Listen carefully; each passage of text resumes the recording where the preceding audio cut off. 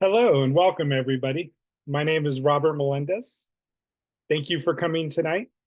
I know that we have a number of different individuals here. You are students who have either started or will be starting a dual enrollment class with IVC. I know we have parents also on board here and guardians. The way we're going to kind of structure this is me and my co-presenter, who I'll introduce in a moment here. We'll be going through some PowerPoints. As we're going through, if you do have questions, there is a feature on the bottom of your Zoom there to be able to ask questions, and she will be responding to those questions. At the end, if we need to, we can respond to some more. I do plan on trying to get through the slides and the orientation in about 40 to 45 minutes. And my goal with that is to be able to leave a good 15 minutes at least for kind of other questions that come up and even discuss things a little bit more deeply if there's anything that we need to discuss. So without further ado, I do want to introduce my co-presenter, Vanessa Ortega. Hello, everyone. Good evening. Please, if you have any Vanessa. questions, add them to the chat and I will be happy to answer any of that. And me and Vanessa, both obviously counselors at IVC, but more specifically, we are kind of the lead counselors for dual enrollment. So with a lot of questions that you may have, you would want to kind of direct them to us, but obviously any counselor at IVC can answer questions. But I will give you our contact info at the end and even an email that you can send questions you have as you kind of go through this semester and even future semesters. All right, so let's go ahead and get started. So the first thing I want to kind of talk about is just the idea of dual enrollment and really what these kind of differences are. So a lot of times students kind of hear the terms dual enrollment, concurrent enrollment. You might actually start hearing CCAP or CCAP, which stands for College and Career Pathway. The kind of general definition of dual enrollment is that you are in the K-12 system, most likely in high school, but we do have some middle school and even lower students that do dual enrollment, and you are taking a college course. That in itself is kind of the overarching term or umbrella term for dual enrollment. Now, within or underneath that, there's a lot of different options that you can kind of run into. What I've done here is kind of try to make these a little bit more succinct as far as kind of understanding them. And although I know you're in some classes already and you may understand you're in one kind of program versus another, I think it's good to understand this because I always get students in year 2, semester 2, even asking about, well, now I'm taking this class, how is this different? So CCAP or CCAP, the College and Career Access Pathway, those are courses in which we specifically work with the high school and we come up with an agreement with the high school to offer that class to those specific students at the high school or that school district. That may sound like what you're in, which is great. Some of the advantages there is it's only going to be high school students that are in those courses. And that course is specifically kind of set up and even administered from the standpoint of enrollments through the high school. So the high school kind of controls who gets in those classes and everything like that. And you're not so much competing with kind of every student at IVC. You're really just kind of trying to get into those spots within your own high school or unified school district. Then on the other end of the spectrum, you got general dual enrollment. General dual enrollment is basically any class that we offer at IVC. K-12 students are able to actually try to get into. So the way general dual enrollment goes is you have to be approved for the class. You get approval through the general dual enrollment form. General dual enrollment form gets approved by your parent guardian, gets approved by your high school, comes over to IVC. We go and clear you to enroll in the class. When your date for enrollment arrives, if the class is open, you can enroll and register for the class, and then you're in the class and moving forward. Obviously, if it's a class open to all students, then you are going to have all different types of students in there. Most likely, a good number, if not most, are going to be college-age students, students out of high school, or adult students. All right, and then we do have some special programs like the IUSD Summer Academy that you might have heard of, or the Beckman Early College program. And you could always reach out to us later if you have more questions on what that is. So one of the other things I like to kind of talk about, because this is really a bit confusing to a lot of students and then parents too, is how these credits work. So what I've kind of done here is kind of break it down into kind of 5 different main categories. And in no way are these supposed to be separate and distinct categories. Like one student can actually have, one class kind of count in all 5 of these different ways, whereas another student maybe only a couple of these kind of buckets or how they're getting credit for the class. So number one, high school credit. So it is 100% up to your high school that if you can get high school credit on your high school transcripts. If you get it on your high school transcript, it then is most likely going to work also for high school graduation. That is different than having it actually count for freshman admissions requirements. So what I'm talking about here is basically just high school transcript and getting it noted on your high school transcript. So again, if you are looking to do that, you need to work with your high school and ask if you can get that credit from the IVC course to your high school transcript. Now, the second one there, college credit, and you're taking a course with Irvine Valley College, IVC. So you want to know that no matter how the high school interprets that, decides or doesn't decide to put the course on their high school transcript, you will always get college credit from the standpoint of having that class show on an IVC transcript. That IVC transcript is what you would always be sending anyways to any university, to any potential job that's asking for all your college credits, or anywhere else that you need to show your college credit and college transcript. So again, no matter what the high school does, whether they put it on their high school transcript or not, you are always getting a college transcript from IVC. And that is something as an IVC student, you will be able to send wherever you need to. Now, these next 3 kind of more pertain to how it will count in the future to the universities. So I had kind of quickly mentioned that with high school credit, that's kind of getting it noted on the high school transcript, and also that potentially working for high school graduation credit.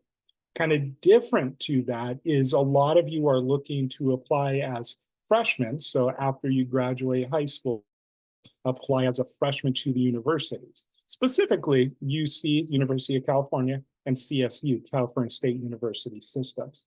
And for that, there's different requirements as freshman admits, and those are commonly known as the A through G requirements.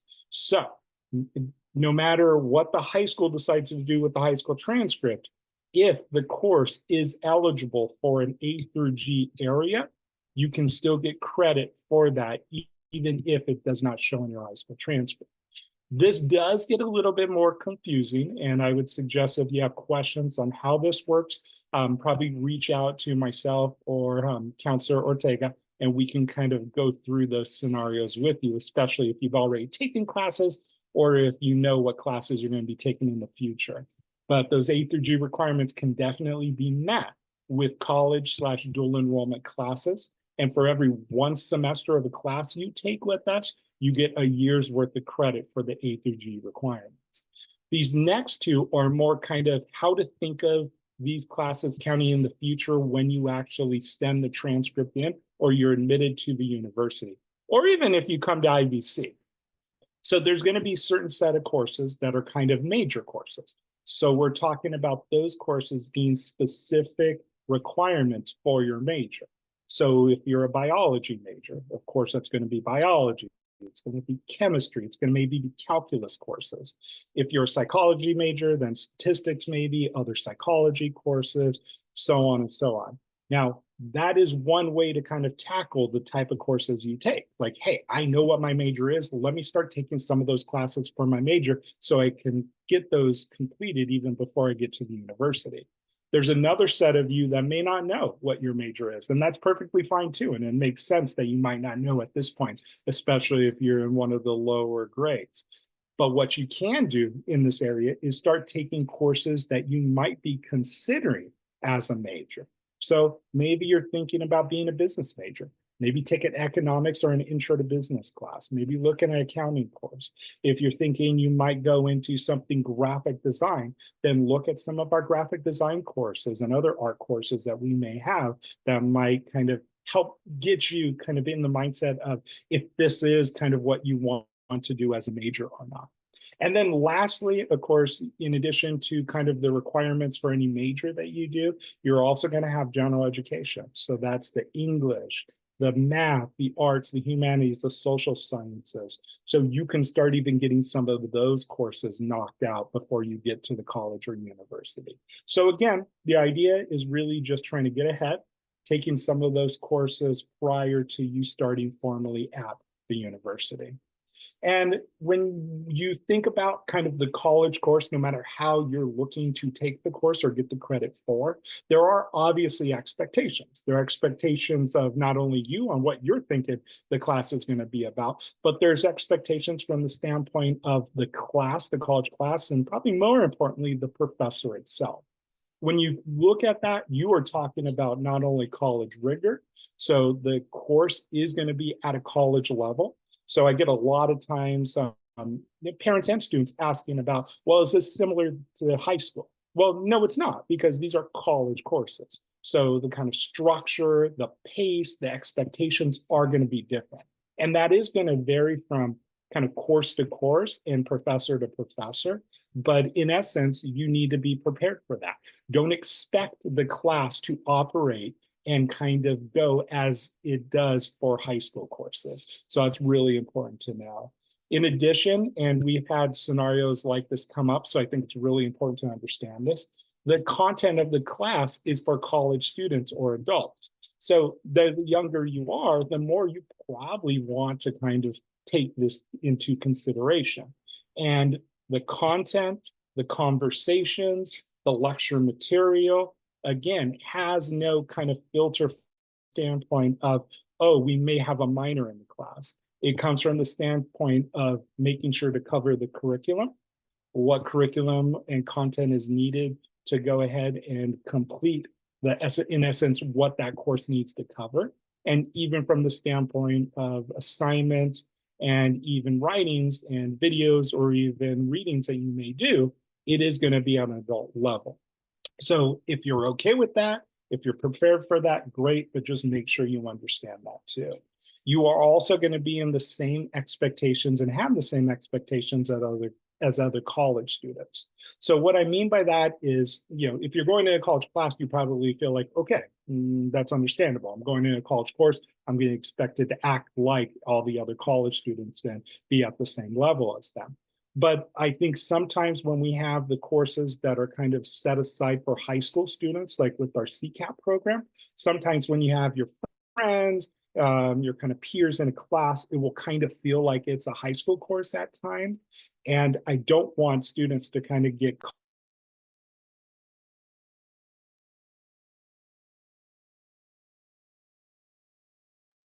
I'm sorry, Robert, you have no sound. Thank you for that. Sure. So, yeah. So, yeah, Robert. Yeah. So when you look at, and I'm not sure where I kind of left off, but I'll kind of just start with, again, kind of talking about, the courses, if it's all high school students. If it's all high school students, it is not a high school class, it's a college course. And what you need to understand is there's going to be expectations of that at a college level. Even if the class is at the high school, even if the class is filled with high school students. And then the last thing there is it's preparing you for the university. When you look at our courses, when you look at what we call the course a record or what the content of the course is, we have that to basically be approved by the universities, especially the UCs and Cal States, that those courses are equivalent at the same level as their courses in freshman and sophomore year. So it's really important for us to keep that level up. And it also helps prepare students for getting to the university. Now, you might look at the slide here and say, like, why do you have a student with a Yale sweater on? Well, this was actually one of our recent graduates, and I like to use him as an example. He did a lot of stuff at IBC, but he's a great example of the fact that we are preparing you to go to any number of different places. That could be work, That could be a University of California, that could be a Cal State, that could be an Ivy League, like Ivy League school like Yale even. So we have these classes, we have high expectations of these classes, and I think the universities and colleges know that, and we're looking to try to keep it at that level. So next thing, well, you've enrolled in and maybe you've even taken a college class before. What are some of the benefits of this? Well, number one, we kind of talked about you're going to get some units for college. You potentially are going to get some credits for your high school, and that's important too. If you're getting credits for college, you're also decreasing the length of time and potentially the cost of college too, because you're getting a head start and you have less courses and maybe even less semesters or years in order to complete that degree. You also get earlier access to college content and college courses. I use the idea of psychology as a good example, and I know different high schools have different levels of classes, but AP Psychology for most students is about the only psychology course they can kind of get experience in of psychology. Now, if you're in high school and you really want to kind of expand upon that learning, then taking a college course where we have anywhere from 12 to 13 different psychology courses is a great way to kind of dig deeper and get more exposure to that kind of content. And that can be said for a lot of different areas of study and majors. So it's great to kind of be able to do that. And then, of course, the last kind of things there is expanding your learning, but the other thing is you're also kind of expanding and making your application to the universities more competitive, because you are showing not only that you can handle, but that you can be successful in a college course. And that is very meaningful.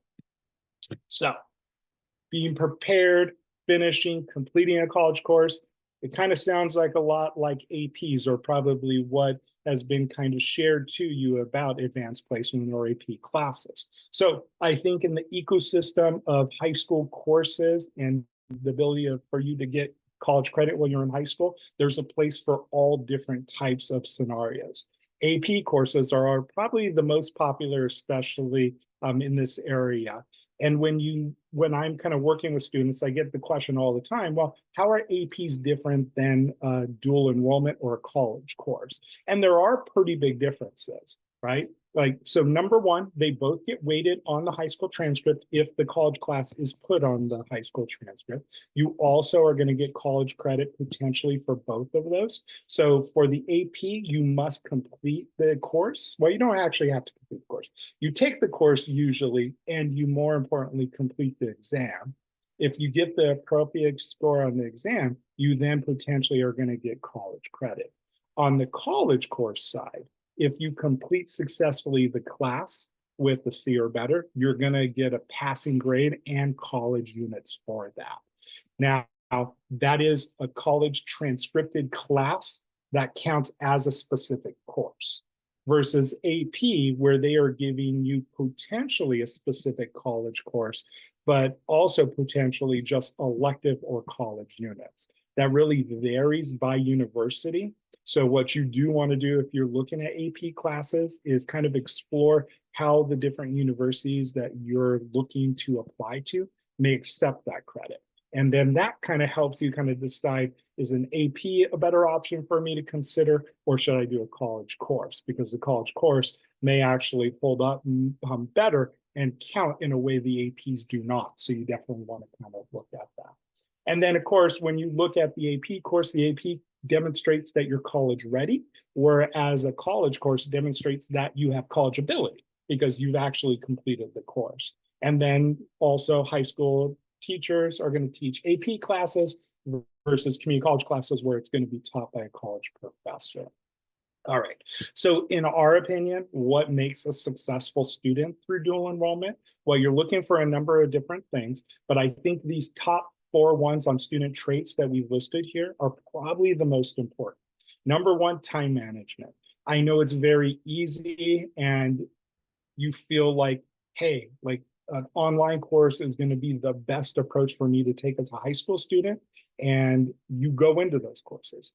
Those courses require more work oftentimes for students. to be able to not only stay on track, but stay on top of assignments, but also to go ahead and be successful in that class. And it's most important there to have those time management skills so you make sure to complete assignments on time, you complete assignments thoroughly, and you give yourself enough time to be able to kind of be successful in those assignments in the class overall. So again, although it might seem like an online class is going to be maybe easier or an easier way to go, there is more expectations on the student in those classes to complete the assignment. You definitely need to have some good time management because you don't have kind of the normal kind of 5 p.m. to 6:30 p.m. time period for a class. You're finding the time to do that. You need to find the schedule of time within your weekly schedule to make sure that you're completing those assignments. Study skills is going to obviously be important to kind of stay on top and do well on quizzes, tests, assignments, things like that. These next two are kind of more kind of non-academic things in which I think are just as important. So you're talking about self-motivation or self-motivated. You need to know as a student that you want to be in that class and that you want to be successful. So sometimes we get pushed into classes or pushed into things by, outside forces, others, and we're not fully invested into that. Those are the students that I found have struggled the most with college courses. So if you find yourself in that situation, you might want to kind of not only reassess, but think about like, what is the level of effort you're willing and want to put into the class? And if that's not at the level that you think is going to be successful, then I definitely think you need to rethink about doing a college course at this time. But if you're self-motivated, you have, kind of the effort level ready to put towards being successful in a class, I know and I have no doubt that all of you will be able to be successful with that. And then lastly, maturity. When you think about going back to what I was talking about earlier when I talked about adult content, college content, things like that, we're all going to obviously have kind of our approaches, our takes on things, but you need to be mature to the level to where you can, understand, be accepting, be comfortable, maybe most importantly too, with kind of some of these discussions and you being able to kind of get through the content. So that's really important. And these other areas are kind of things just to kind of remember. Like number one, a number of you are going to be using systems in high school like Schoology, Aries, things like that. Some of you may even be using Canvas. We have our own learning platform that you're going to be doing most of your classes from, and that's Canvas. And also our system for grades, which is similar to Aries, and seeing your schedule, which is going to be called My Site at IVC. So it's important to know that. The other thing is emails. We will not send emails to personal emails or even your high school emails. All communication from IVC is going to go through the Canvas kind of discussion and notification messaging system and your IVC email. So it's really important for you to constantly be checking that. Most of us have our emails on our phone, on our desktop, on our laptop, on our tablet. It's important to add the IVC emails there so that way you get those emails in a timely and efficient manner. And then lastly, this is kind of a positive, a big positive that I don't think enough students take advantage of.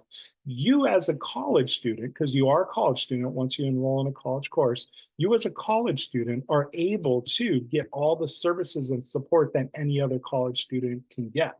So you already have 2 counselors here at IVC, myself and Vanessa Ortega, who introduced herself earlier to you. You have the whole counseling center, our transfer center, our career center. You have our tutoring center, our labs, academic labs. We have a writing lab or a writing conference. We also have a math lab. We have other support centers for a lot of different things. Take advantage of every and all of those opportunities.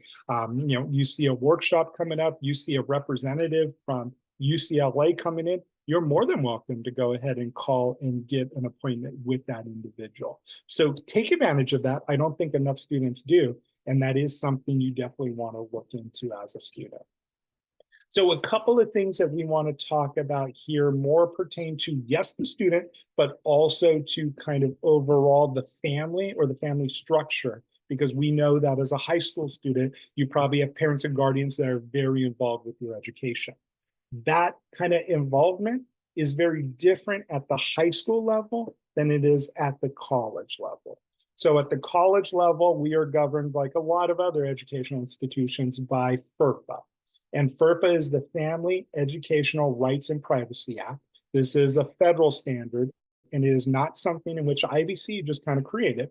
It is something that we basically need to implement, that is kind of federal law and important for us to implement, or it actually may get us in trouble with our ability to get financial aid, our ability to even operate as a college. So we as a college take this very seriously. And I know that as I go through this, it may make especially some of the parents and the guardians feel uncomfortable, but it is something that is required for us to do.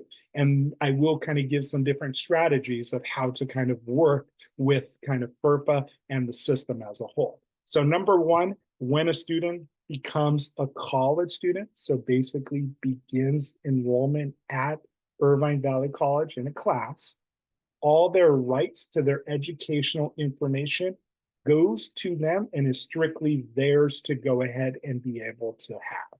So we're talking about academic records, grades, we're talking about discipline. Hopefully no one gets any discipline records, but discipline records, even grades in the dual enrollment classes like I put there, and even discussion of grades or assignments with not only counselors, but more importantly, the instructors. So I know that in itself is very different than how high school works. You're probably used to emailing directly the teacher of a class. You're probably very, used to emailing even the counselors at the high school and getting every, if not all, information you ask for. That will not be the case in college. So instructors can only directly work with the student. So one thing I tell parents, because they always say, yeah, but like, I want to help them.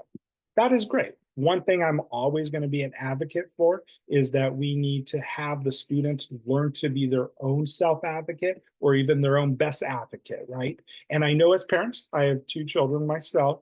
One of them's in high school taking dual enrollment classes.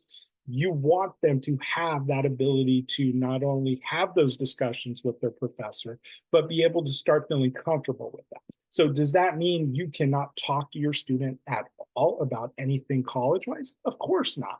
But what we are talking about is you may work with your student just like you will probably work with your child the rest of their lives, giving them advice, suggestions, things like that, maybe even helping them write an email or taking some notes on what to ask the professor when they go to class next. But the key there is they are sending the email. They are asking the questions. They are communicating directly with that instructor. So I think it's important for us to kind of understand that, but more importantly, to kind of start going ahead and working with how we get the student to be that advocate for themselves. So whether it's grades, whether it's accessibility concerns, whether it's access to transcripts, anything like that, again, kind of the big takeaway from this slide and FERPA in general is the student needs to initiate that. Student is going to be the keeper of all of those records.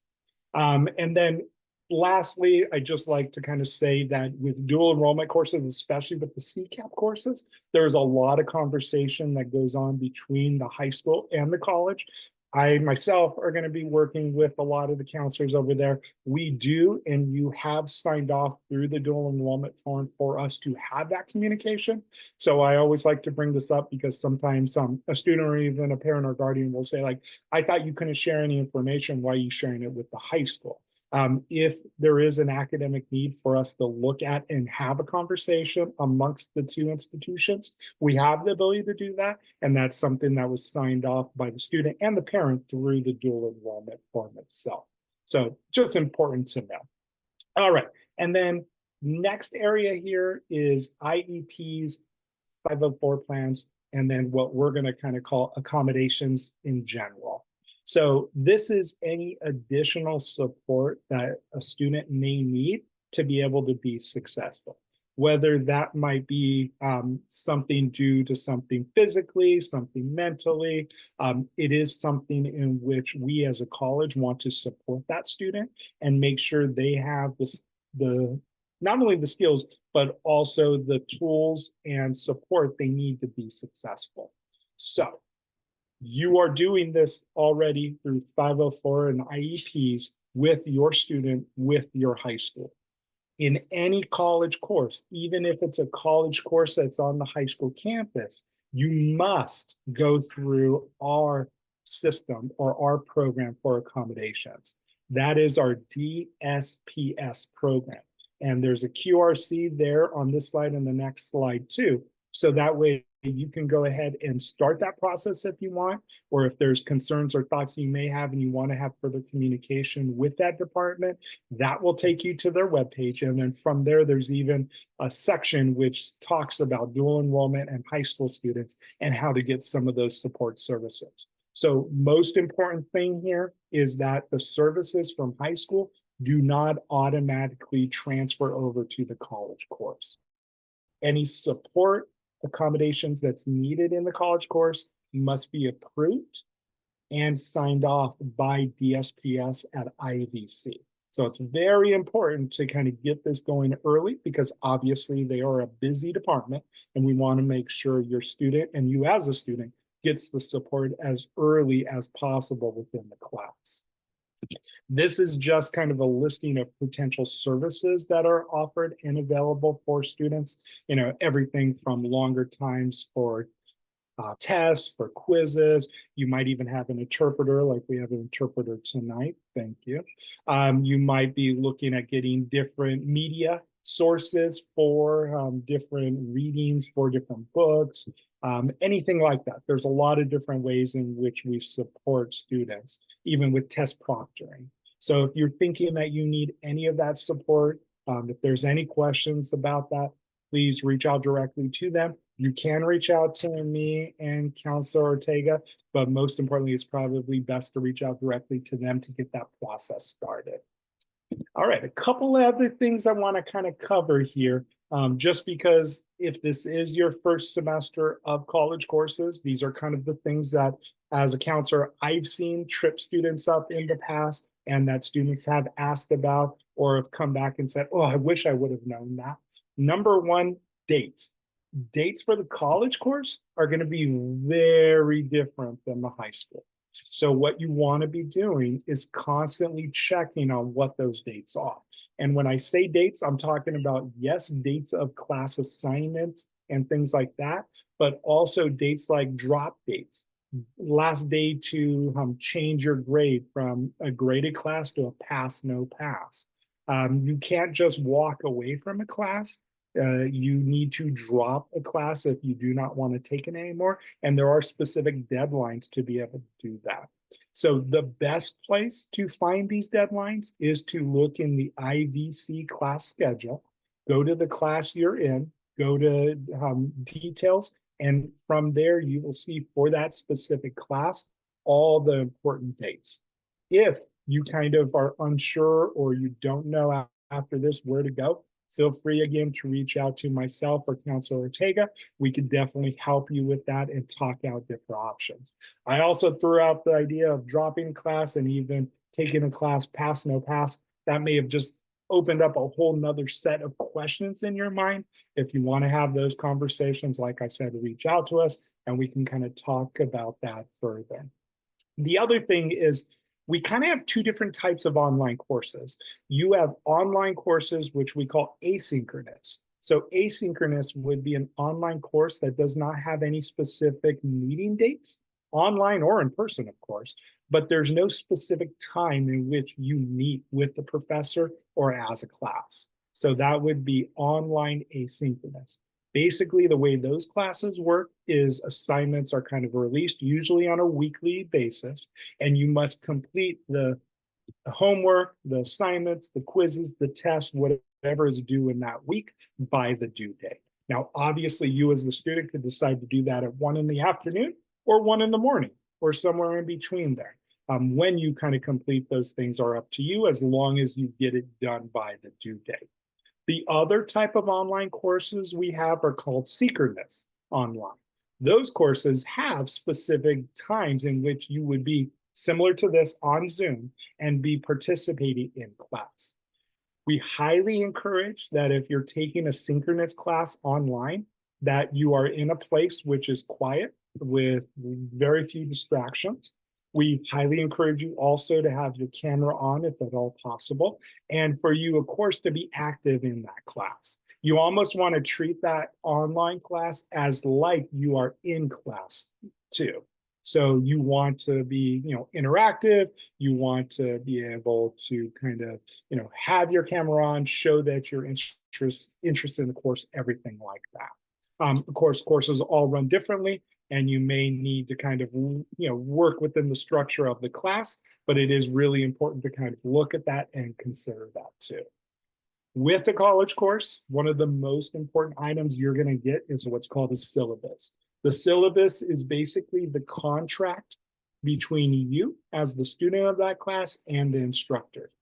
So a lot of times, if an instructor takes late work, if they have makeup assignments, if there's any type of attendance policy, if there's any type of like minimum log-on dates or requirements for online courses, anything like that, it is going to be in the syllabus. So the number one thing you should do day one in a class, whether it's online or in person, is take a look at that syllabus, review that syllabus, and if you have questions on that syllabus, make sure to talk to the professor as soon as possible, because that is going to honestly usually answer a lot of the questions you have in the way the class is going to operate. So you definitely want to do that.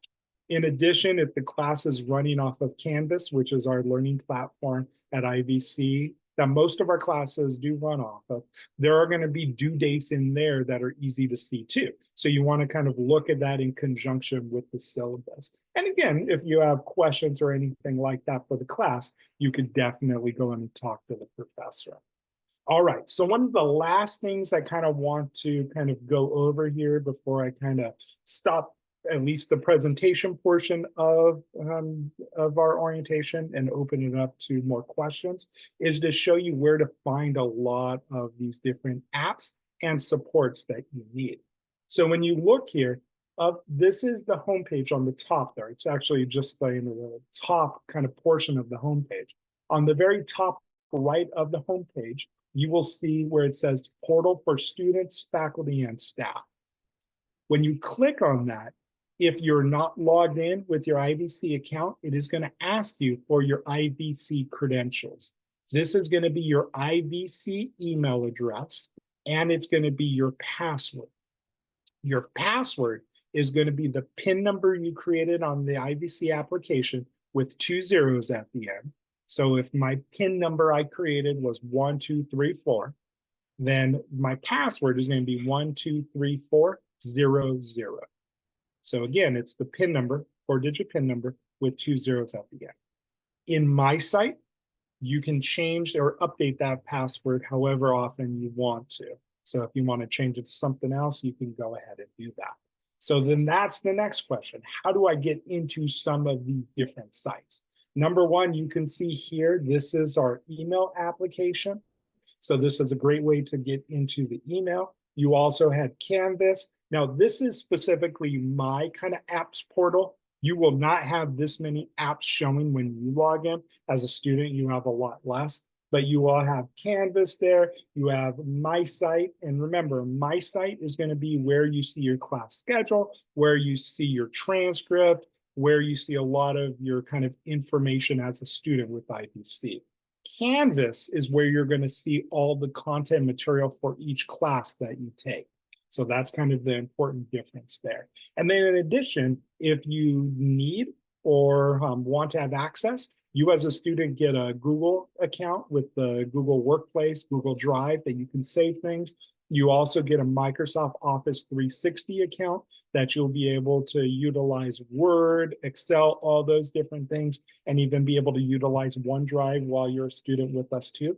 And then you get access to even the Adobe Suite, depending on kind of what you're trying to do, different programs within there too. So a lot of different support and more importantly, apps that you have there that you definitely want to look to take advantage of. All right, and then lastly, this is what I was kind of talking about earlier, to where you have the different kind of contact info. So number one, you have the IVC K-12 counseling email. I'm going to take a moment to leave this slide up because hopefully you're kind of taking a note of this or taking a picture of it, because this is important information. You have questions during the year, you have questions at 2 o'clock in the morning, go ahead and email those to this email account, and either myself or Counselor Ortega will go ahead and get back to you, hopefully within about 24 to 48 hours. Obviously, some days or weeks are going to be busier than others, but we will get back to you quickly. You also could schedule an appointment. Myself and Counselor Ortega both have special appointment spots every week to be able to meet with dual enrollment students. The way you get to take advantage of those is to call and tell the front desk with that number, 949-451-5319. You want to say that you are a dual enrollment student and you would like to make an appointment with the dual enrollment counselor. Counselor Ortega has a lot of appointments in the evening all the way until 7. Myself has day and afternoon, and I will go to a lot of the high schools. So if you're at any of the IUSD or Tustin Unified High Schools, there will be days that I come throughout the month to each of the high schools. So you want to keep a lookout for that and even see me when I'm there at your high school. IVC tech support. We don't remember our password. We get locked out because we've tried too many times our password. We don't know our username, anything like that. Any type of issues you're having with logging in, any type of technology issues, talk to our IVC tech support. They are available at that number there and they can help you. I also, and lastly, put down their support and help at IVC. Like I mentioned before, we have a lot of different support for students. You are a student, you are a college student with us. We treat you no different because you're in high school or even middle school. We see you as a college student. So if you need some type of support, we probably have some type of service or program to help you. So all you need to do is reach out. So if you go to that web link there, ivc.edu/support, you will see a ton of different cards with all the different supports and descriptions of that support also. Right. So I am going to stop sharing here. And I am going to ask Counselor Ortega, how are we doing with the questions there? Is there anything that we need to kind of discuss in the kind of bigger group? I think there's a lot of questions in regards to maybe the CCAP and then like when possible the start dates will be for those CCAP courses or if they've started, but that's individually for each school, right? Yes. And honestly, if you know the class, like number one, you could reach out to your high school for that information. But all those courses are also in the class schedule for IVC. So I'm just going to go to the IVC class schedule here. And let me go ahead and start sharing my screen again. So I just did a Google search for IVC class schedule. First result brought me to this page here. We're obviously talking about fall classes. So when you're here, this is our full class schedule. So this is not kind of only CCAP. That's important to know. But as a default, you're looking for kind of different information, start times on classes. You can always go here to find any of that information you have about a specific course. So for example, I know that we have the kind of speech communications class that we offer at some of the schools. So when you scroll here, you will see that this one is the Legacy Magnet Tide class here. So this is the class here. It's Monday, Wednesday, 8:30 to 9:50. Number one, it's under this full term. So you can see it started technically yesterday, and that was a Monday class. So yeah, it started on the 19th and it ends on the 8th. And more importantly, if you click on the details, it will give you the specific start date and also end date and all those other important dates listed there. So that's one way to kind of find all the information you may want or need as it pertains to specific classes. And of course, you can talk to your high school for any of the CCAP courses specifically too, because they should have all that. Other questions that were there that we need to answer? I think the same question in regards to like kind of what high schools will post a transcript on the high school and so forth. Yeah. Um, Well, I can give you I'll give you a generic answer to this question. IUSD does not typically post the college courses on their high school transcript. That said, obviously speak with your high school about any and all exceptions. On the Tustin Unified side, there is they have a limit. Off the top of my head, I forget what it is. It's either 2 or 4, but 2 or 4 classes that they will add to a student's transcript if requested.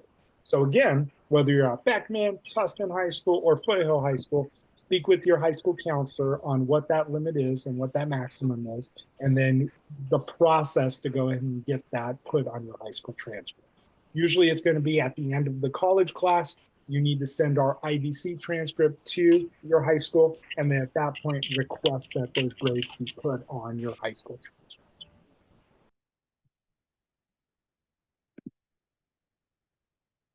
What else you got for me? Vanessa? I did see questions in regards to like what books are free and what books are not free, like who gets free books. There was some questions in regards to like the fees. Perfect. So great question. And this is where, again, we're talking, and we had in here, and who was invited was all dual enrollment students. So you're going to have CCAP, you're going to have general dual enrollment.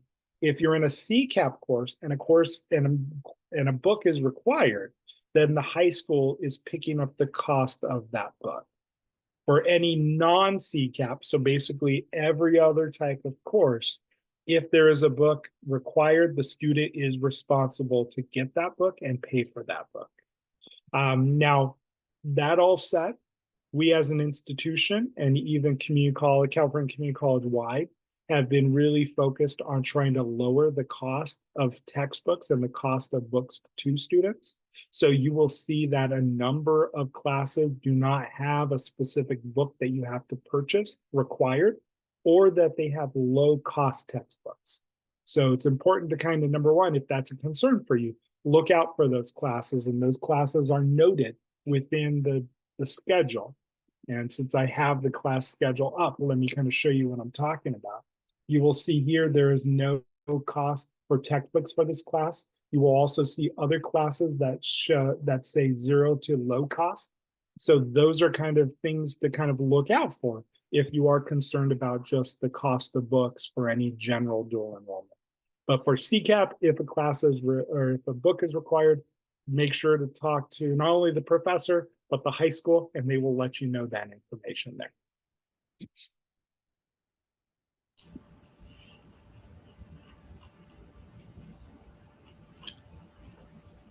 Let's see. In regards to CCAP courses, where can they get their books, or who would give them the books?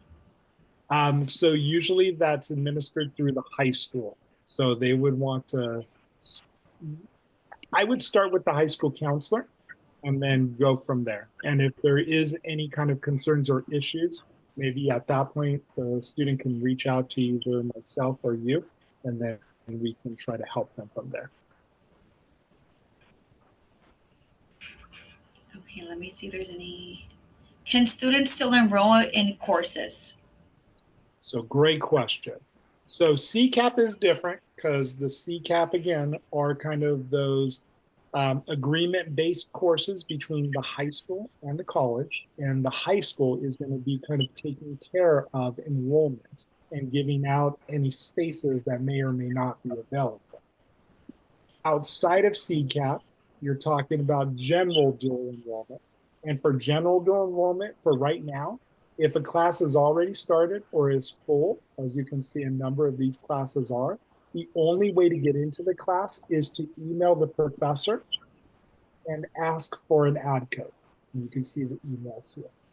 An ad code is an APC, an ad permit code, and that will allow the student to enroll in the class. Once a class starts, even if it is still open, like this course down here, the only way to add it is to get instructor permission. Now, there are courses in which we call late start classes, and I'm just going to kind of scroll through here to get to kind of the communications example of that. You can see these classes meet 9:16 to 11:10. So like this is a perfect example of a class that is open, 2 seats left, that a student, as long as they're approved to take the course, can go ahead and still enroll. These courses are second 8 weeks, so these don't start until the middle of October and go through the end of December. Any of these classes that are still open, a student, once they get approved through the dual enrollment form, could go ahead and enroll. So you want to look at whether it says open or closed or full. If it's open and the class has not started, all you need to do is get approval and enroll. If the class is open but it's started, then you need to email the professor in order to get the APC, the ad permit code, to be able to enroll in the class. Now, I know that a question I get a lot from students and even parents and guardians is, well, it's an online class. Why should there be any type of limit, right? Because you're not worried about the number of seats in a classroom. And that's 100% true. But the expectations of grading, assignments, everything like that on the professor are the same. So we cannot expect a professor to teach 35, 40 students in class, but 400 on an online class. That would be unattainable. So that wouldn't be possible. So we do still have those limits, and the instructor is the keeper of any additional spots once a class starts.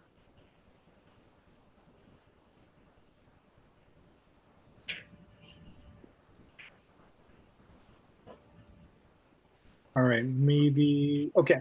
I do see a question here, Vanessa. It talks about the full year of high school. Did you already answer that in the answer questions? Which one? I'm sorry. How an IVC class counts towards a full year of high school? No. No, okay. So I'm seeing a question here, and the question reads, does a semester class at IVC count for a full year of high school? Example, a semester of Spanish. Or is it counted in credits? Well, the answer is technically both. It really kind of depends on what you're asking it for credit for. Should have said that better. It's basically what you're asking the credit for. So you will always get units for any class that is taken. So for a Spanish class, since as an example, you can go ahead, you will get 5 units of college credit for 1 semester of that course. That also works as Spanish is kind of one of those outliers, all the languages other than English are, to where 1 semester of a language course actually counts as 2 years of high school on the A through G requirement.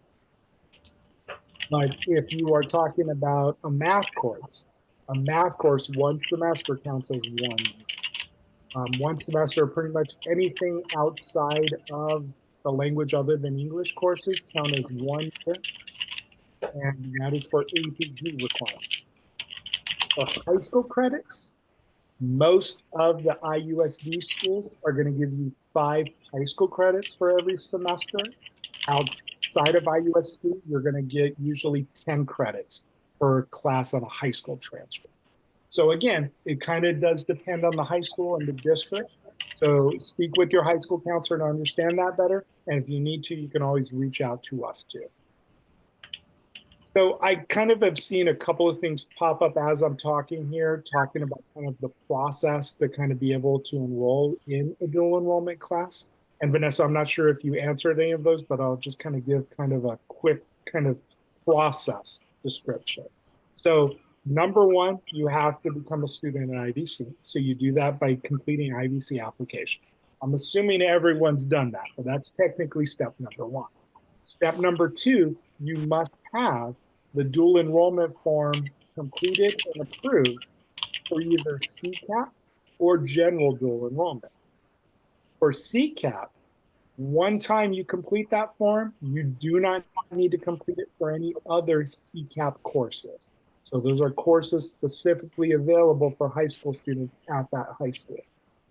For general dual enrollment, which is basically our whole catalog of courses, that you must get approved individually for every class and every semester you look to take the class. So if you're going to do general dual enrollment and you're going to take 1 to 2 classes a semester, every semester you're going to need to get that approval for that 1 or 2 classes.